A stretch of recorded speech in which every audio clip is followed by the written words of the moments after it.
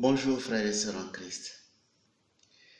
Encore une fois, je viens à vous pour vous présenter les enseignements que Jésus a donnés sur les œuvres de miséricorde. La semaine dernière, nous vous avons parlé de deux œuvres de miséricorde. Donner à manger à ceux qui ont faim et donner à boire à ceux qui ont soif. Aujourd'hui, je vais vous parler de la troisième et de la quatrième œuvre de miséricorde. La troisième œuvre de miséricorde dit ceci: vêtir ceux qui sont nus.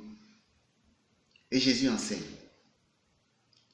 Jésus dit: il passe sur les routes de la terre des misères nues, honteuses, pitoyables. Il y a les vieillards abandonnés, ceux qui sont invalides par maladie ou accident. Il y a les lépreux qui reviennent à la vie par la bonté du Seigneur. Il y a les veuves chargées de famille. Il y a ceux qui ont été frappés par des malheurs et qui leur ont enlevé toute aisance. Il y a les orphelins innocents.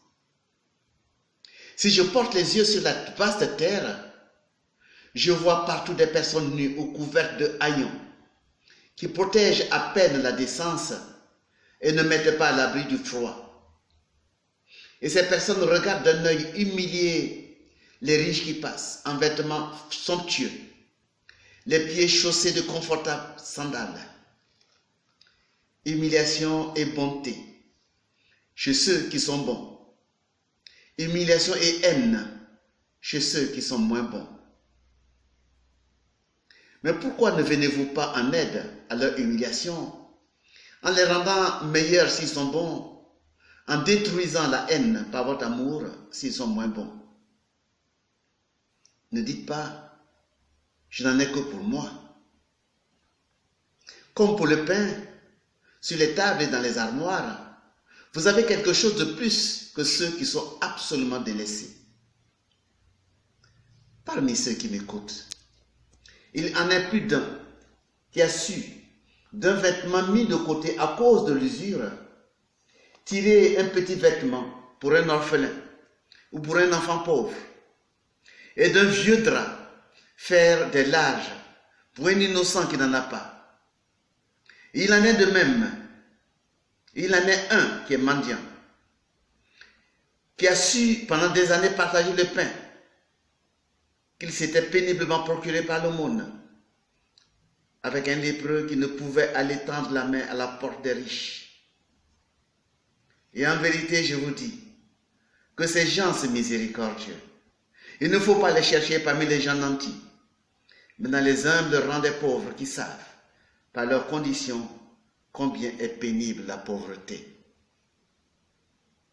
Et ici aussi, comme pour l'eau et le pain, pensez que la laine et le lin dont vous vous revêtez viennent d'animaux et de plantes que le Père a créés, non pas seulement pour ceux qui parmi les hommes sont riches, mais pour tous les hommes. Car Dieu a donné une seule richesse à l'homme, celle de sa grâce, de la santé, de l'intelligence, mais pas la richesse souillée qu'est l'or.